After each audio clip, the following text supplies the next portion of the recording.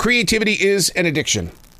Even if you work at a grocery store, you're a bank manager, whatever your job is, there's a huge chance that you are addicted to the process of that success. And it took your God-given talents and creativity to make it a success. And you keep showing up day after day after day after day, and you're awake at night. This is not about just putting paint on a canvas or writing in a book. Creativity is an addiction. So treat it as such. Unplugged because we will always say yes to creativity. Totally Uncut because we all make mistakes. Turn it into a tool. This is Arroe Unplugged. I grew up listening to radio, and I think what I loved most about it was how that AM dial could pick up stations from across the country. I would listen to KFI out of Los Angeles, C.K. Cooper, Cajun Ken Cooper from KOMA in Oklahoma City. And they would always have that voice, KOMA, KOOK, KFI. They would always do that. And I just wanted to be them because they had that voice. I still have cassette tapes of trying to become a radio personality in my bedroom at the age of 14. In fact, if you go to my Spreaker page, Spreaker, I have air checks of my career that date all the way back to, 1976, 77? Just a kid with a dream. He wanted to talk on the radio because he was told to by an energy and a source that is so unexplained and so invisible. Who do I blame it on? I have a lot of conversations with God, and the only thing that I keep hearing is, keep going. One day you'll get there. Hey, it's Arroe. This is The Choice. This is what I was writing while the sun was waking up on a brilliant new day. We're reading from August 26th, 2021. I do a thing called From the Sofa to the Studio. And it all comes from this system of choices that I make by way of trusting and believing in stream thinking. Think it. Believe in what you just thought. Activate it. Create space for others to grow from. It's like a vine. A vine provides grapes.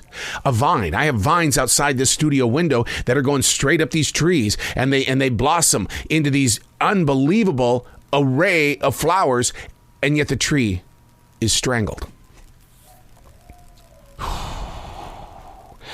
To put words on a page requires a physical act of trust. To believe in the spirit of expression. To allow the art of self to have enough air to breathe. You know what the best part is about being a writer? It's the process of release. You can feel it leaving like water flows through a stream. I've spoken to my doctor about the times how writing has raised my blood pressure. He totally got into that thought. He says, yeah, it's true. The emotion required to push ink into a page is a disciplined strength that's called upon just to release a thought. And really, what are the chances that it could survive beyond this page? Will I come back one day and go, what were you thinking?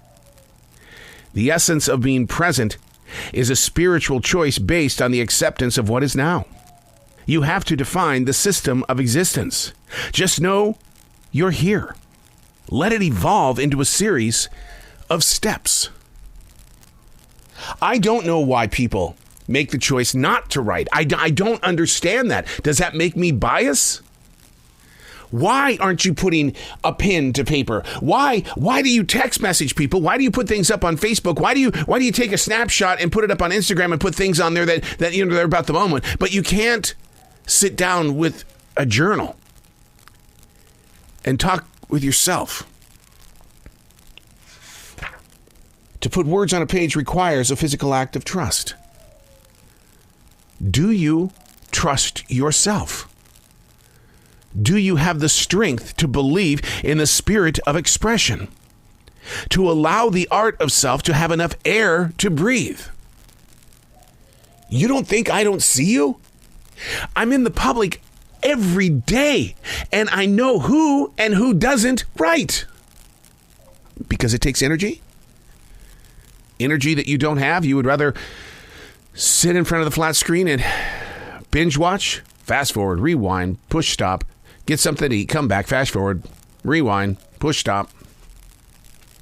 It doesn't take too much to pick up a writing instrument.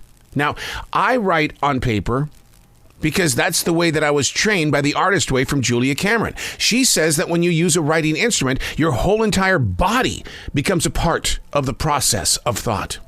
Whereas if you sit down in front of a typewriter or even a computer, the only thing that's happening, your fingers are moving.